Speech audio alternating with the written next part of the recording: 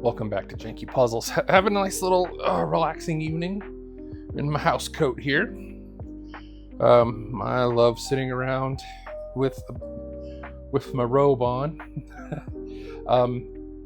mostly because it's a little chilly out here in the garage in the puzzle vault. It's a little bit nippy tonight, and so let's let our hair down and relax a little bit. So, it's autumn. It's fall. However you want to call it, it's the harvest time. This is a very interesting time of year, and it's kind of always been an interesting time of year for me personally. It is that weird time between post-Halloween, pre-Thanksgiving here in the United States. And it's just a unique time of year. And I have some firsthand experience with how wackadoo this time of year is. But first, let's talk about the puzzle, huh? So today's puzzle is from a Whitman Deluxe Gold. So I had a hard time dating this. I believe it's from the late 60s. It was hard to track down an actual...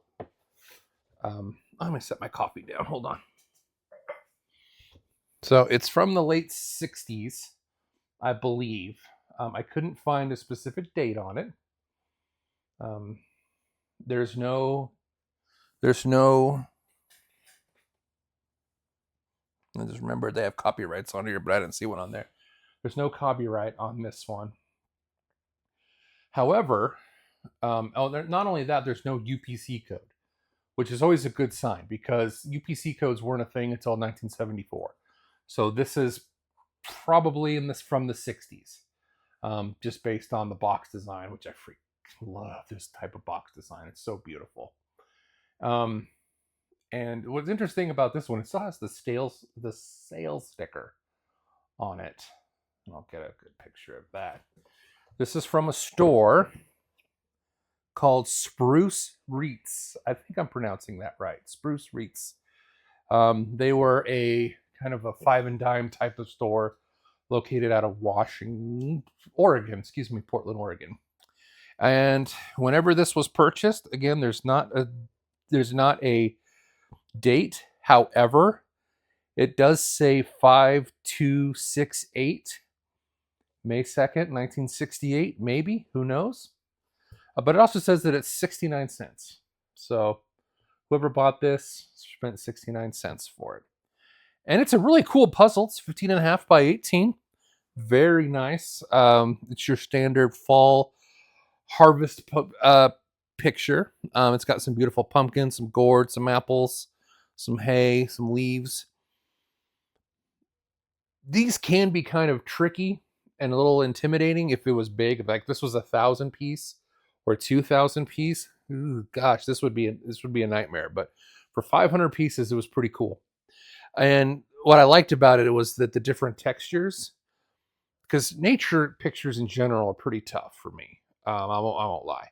I have a hard time figuring out directions of leaves and things like that because they're just so... At that point, you might as well just try to build it by piece instead of trying to look at the image because they can go together, but they don't look like they could. So, but the cool thing about this though is that a lot of the textures, even though they belong to the same thing, were a little different. Like the barn up here. Sorry, I dropped my pool cue stick. So the barn up here is different. Each slat has a different texture than like the barrel. The pumpkins and the gourd had just enough of a color variation. I was able to figure that out pretty cool. The apples were kind of hard, and these leaves down here were pretty hard. But other than that, a very fun puzzle.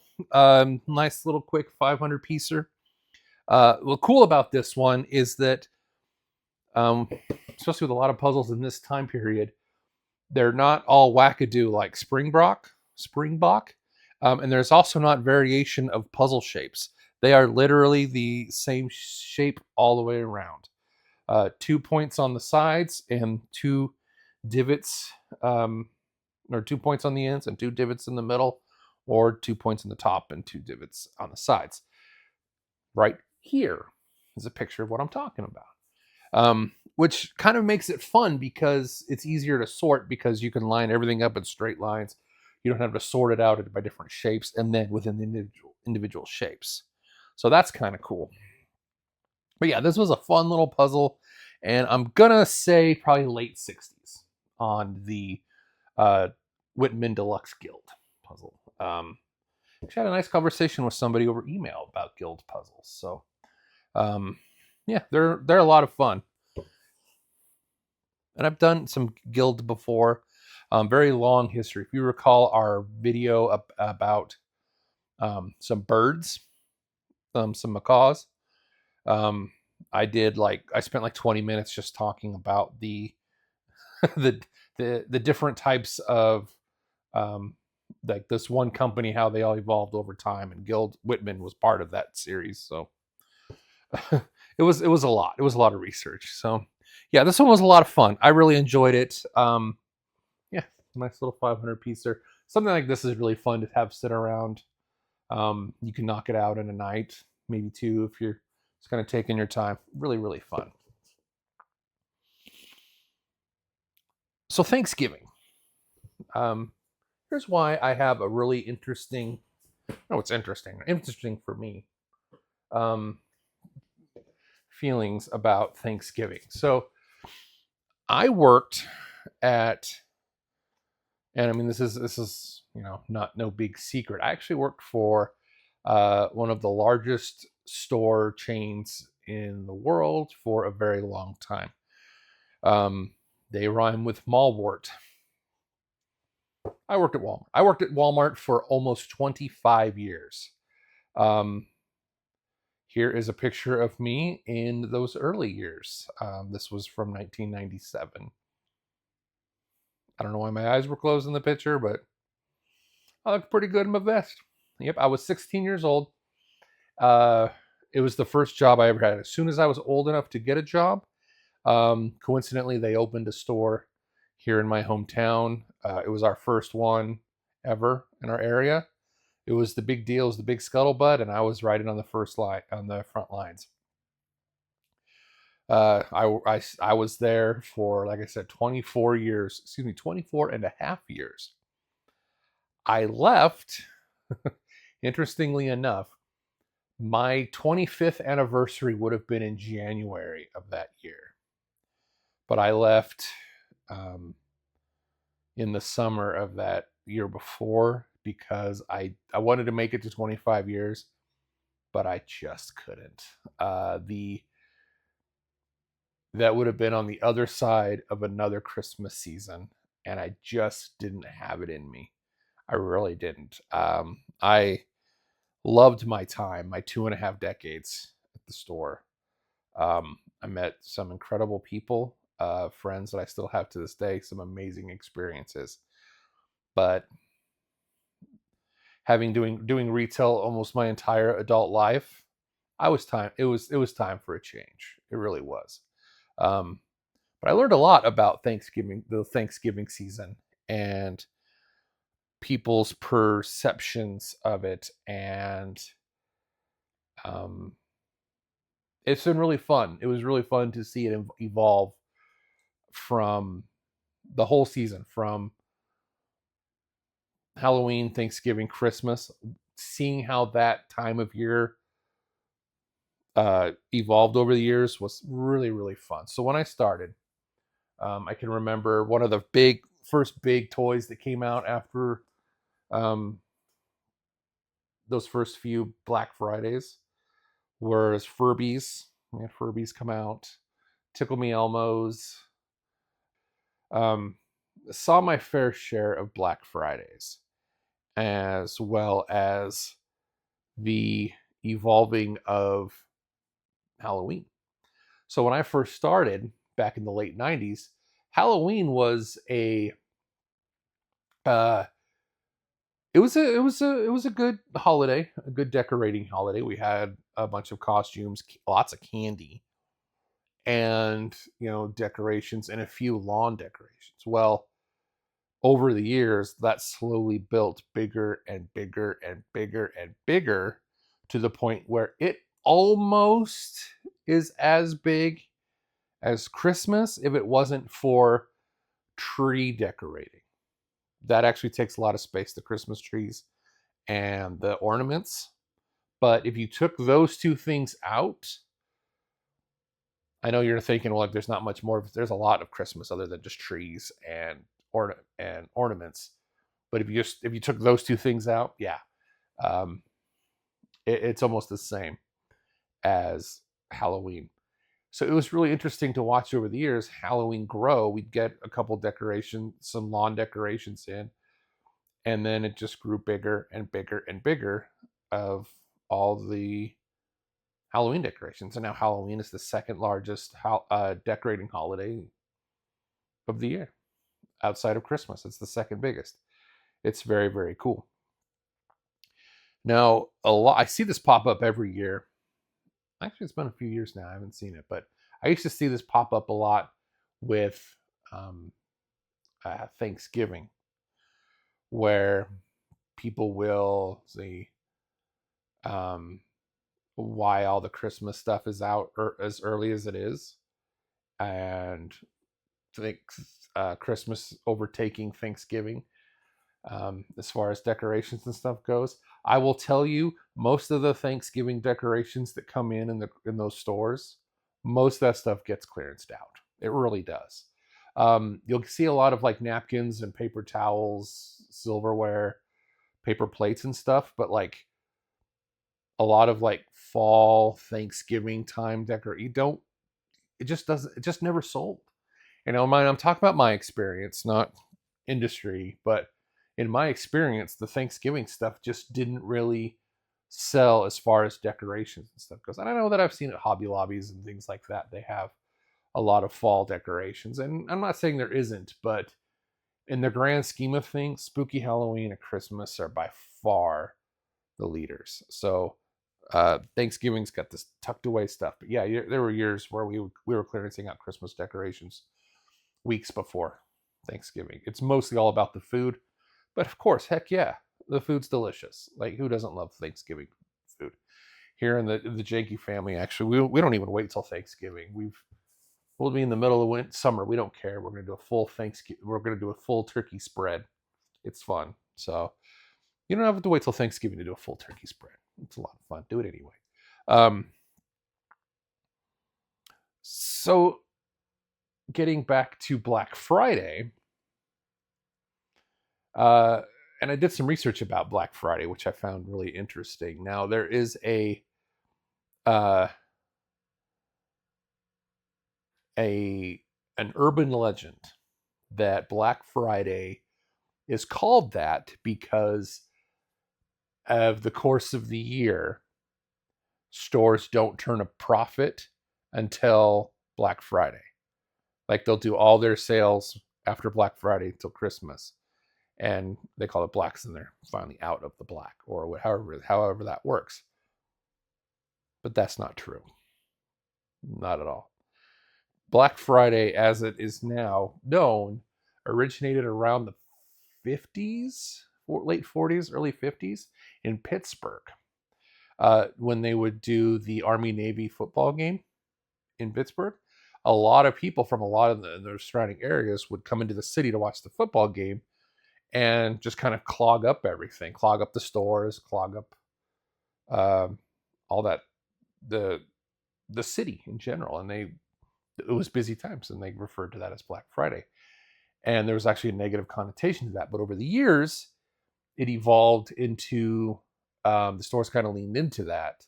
And that's where the urban legend of Black Friday came about, that it was good that the stores were clogged with people, because that's when the stores finally turned a profit.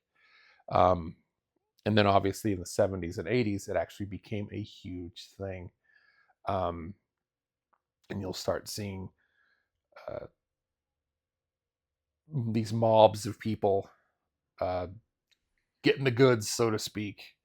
And I can tell you from firsthand experience, it is crazy. It was nuts. I saw some stuff. And if you remember, if you're around that time, they used to start these things at like 8 in the morning, 7 in the morning, 6 in the morning, 5 in the morning, 3 a.m. doorbuster is what they called it, doorbuster sales, where we were literally, yeah, we would open the stores at like 3 a.m. to start to get all the stuff, just to start selling all the stuff. And that's when people would be waiting outside around the corner to get into the store to buy the stuff, to buy all the different things. Scary, scary. Um, uh, we we would get trampled. We would throw those doors open. I can remember, and hordes and hordes and hordes of people would just come in and just decimate these things. It took us weeks to get the store ready for Black Friday. Crazy. One year I was, what they do is they would like assign you to a pallet or two, and you would just stay there, and you couldn't move anyway. I many different for many years, many events I would be once the battle started, you were just kind of locked in where you were at, and it was impossible to get around. And I was one year, I was guarding, I guess. I don't know how I would have been able to stop anybody, but I was uh, these bath towels, these kitchen towels for like $1.96 is what I was covering, so to speak. And it it was a rush. Man, all that stuff just sold so fast, and people are throwing things and throwing them in the carts, and I, it was like the Matrix. Like I'm getting these bath towels and sheets, just having to dodge them because people are throwing them. It was just madhouse. And then just as soon as it was started, it was over. It was crazy. But looking back, it makes sense. You have people that are all they were all turkey full from the day before, so they were super tired, but they knew they had to get up at 2 in the morning to get to the stores at like 3 a.m. So instead of taking a nap, they stayed up all night, full of all that turkey, and then drinking coffee and Red Bull. So they're all just wired by 3 in the morning. So yeah, by the time those doors open, it was insanity. It was just buck nuts insanity. And unfortunately, yeah, there have been recorded people in some of these stores and Walmarts and other companies where people had gotten seriously injured and have lost their lives because of that.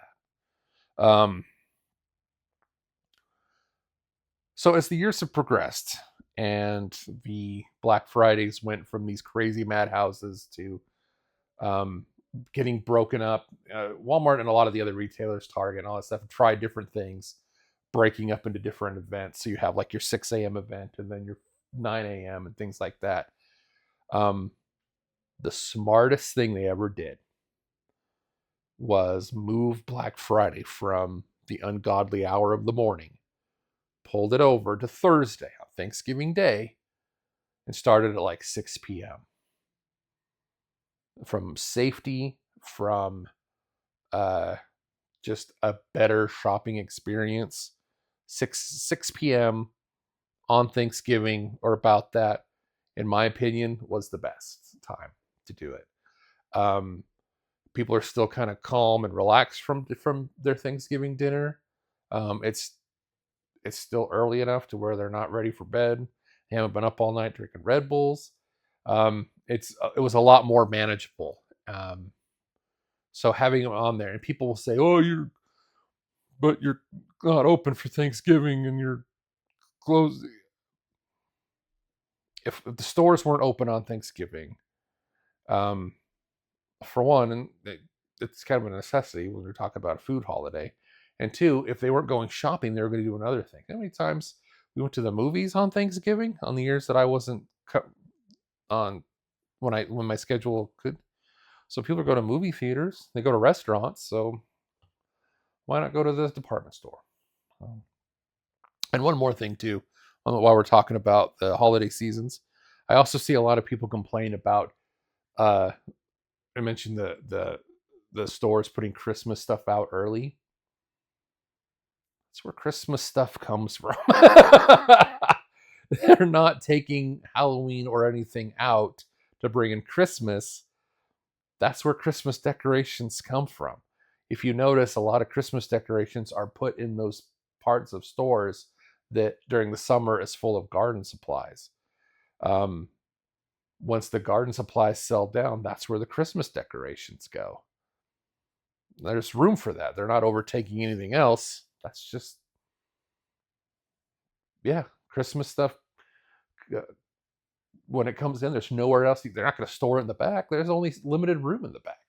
You'll be shocked at how little back room space there are in a lot of these um, big department stores. It's flabbergasting how small they are back there. So yeah, you have to put the Christmas stuff somewhere. So yeah, it comes out on the, they'll have Christmas stuff out as early as, I've seen it out as early as August and September, the Christmas stuff out. And I'll tell you, there is another reason why it's out so early. The market asks for it. You know how many times I got yelled at by people for not having Christmas decorations out, for especially for the outdoor decorating? Yeah. So that was always my counter when people were upset that Christmas decorations were out so early in the stores. Like, well, that's where you buy Christmas decorations. The stores have to put it out. So the harvest still life. Let's get back to this puzzle real quick. Since leaving retail and working in the school system and other jobs like that, I have a renewed appreciation for this time of year. For many years, this was awful. This was a terrible. Uh, it wasn't very fulfilling. Like, it was fulfilling in regards to, like, you could help people get their Christmas presents and things like that. That was nice. But for every, like, one person you could really truly help, you had three of them that just would spit on you as soon as they wanted to. So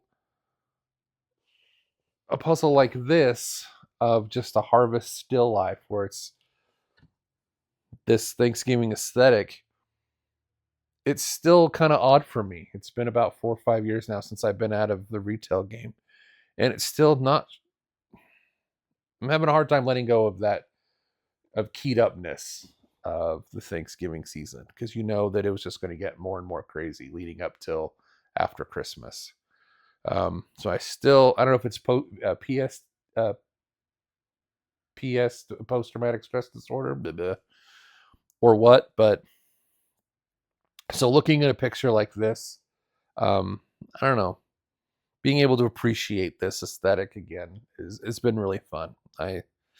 It's nice, and this was nice to just live it up to it, a still life, and just take a second.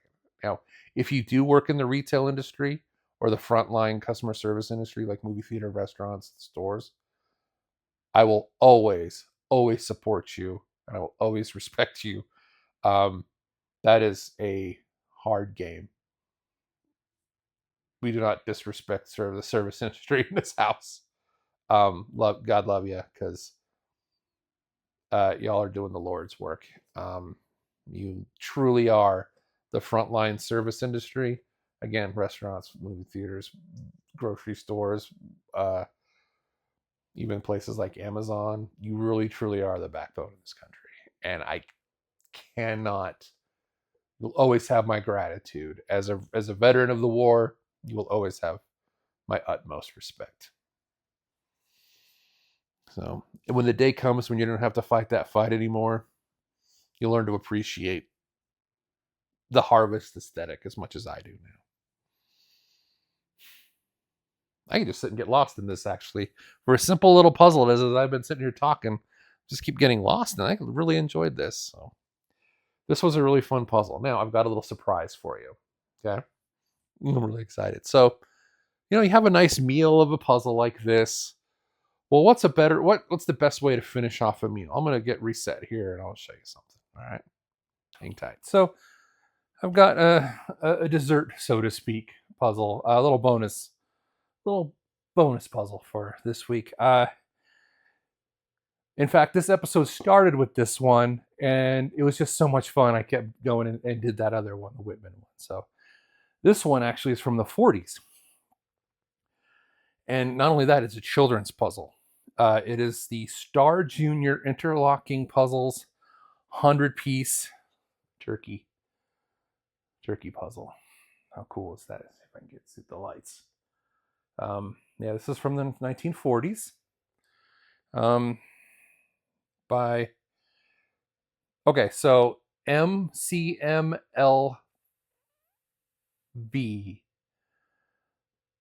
MCMLV is the year. By the Plate and Monk Company of New York, before they even had area codes. Zip codes. This was a fun little puzzle. I'm just going to get right into it and show it off, and then we'll say goodbye. And it's a kid, like I said, it's a kid's puzzle. Me and Janky Jr. had fun building this one. Look how cool this is. How cute. It's a couple turkeys, and there's a guy with a boat oar. He's going to go and find the turkeys and take them on a boat ride. Yeah, that's what we're going to go with. This was a lot of fun. Not only that, like I said, 100 pieces. The kind of all wackadoo, not unlike a Springbok, but there was a couple pieces that were shaped. I don't know if you recall in our military one from a while ago, I'll link that here. A lot of the pieces were shaped, and this one has the shape of an airplane and a wine glass in it. Let's see if I can take it off. If I can't, then I'll just take a picture of it.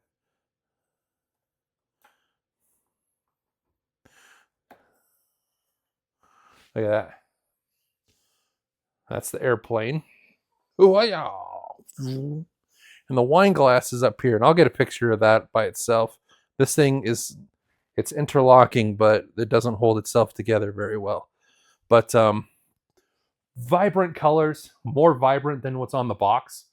It's kind of hard to tell on this, but yeah, way more vibrant. This probably has been obviously this has been hiding under a cardboard box for probably decades. But yeah, from the 1940s, I believe.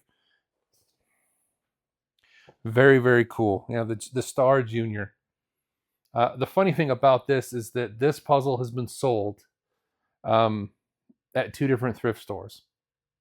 Because it has a Goodwill sticker on the back, and it has a sticker on the front from another thrift store, from the one that I bought it from. What's that? St. Vincent's. So this poor guy's been around, and now we get to enjoy this here. What I love about this too is this one piece right here that I'll show a picture of it, of how the head of the turkey lined up on the piece. I think that's really funny. Also too, the depth of this is a little bit different. I don't know if it wasn't shaded right, but as I was building this, it just looked like that pilgrim down there was looking at 2 gigantic turkeys, and they've come to settle the score, so to speak. This was a lot of fun. Nice, fun kids puzzle. Kids puzzles from the vintage ones are they're wackadoo. So little bonus puzzle for you tonight. I realized if all the puzzles that I have here and on the other shelf over there and the stuff that keeps coming in, which I'm really thankful for, even if I did like 2 videos a month, it would take me years to get through everything. So it's like I gotta go to the next gear for some of these puzzles. So thanks for watching. Do a puzzle with your family this year for Thanksgiving. Don't just sit and watch, or it's good to have all the football games on, but do a puzzle with your family today, or play a board game, or spend some time with your family, or your friends, whoever your family is, whether by blood or selection. Just love your loved ones. Thank you so much. I guess again, I have a lot of things to be thankful for in life, and being able to share my love of these puzzles with you is, oh man, what a treat, what a blessing. So hope you and your family have a good holiday season. Remember to do things underneath this video. I'm not going to bore you with the likes and the whistles and the bells and the subs and all that stuff. You've been around long enough on YouTube long enough to know. Do good things and be good people.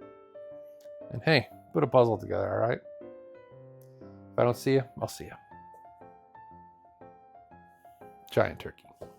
Oh, and before I go, one last thing.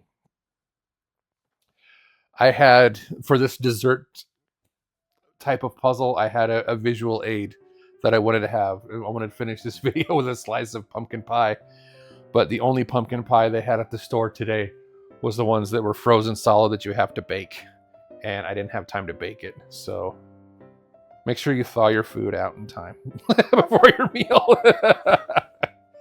I'm gonna go say I'll cook this tomorrow. All right, thanks everybody. Bye bye.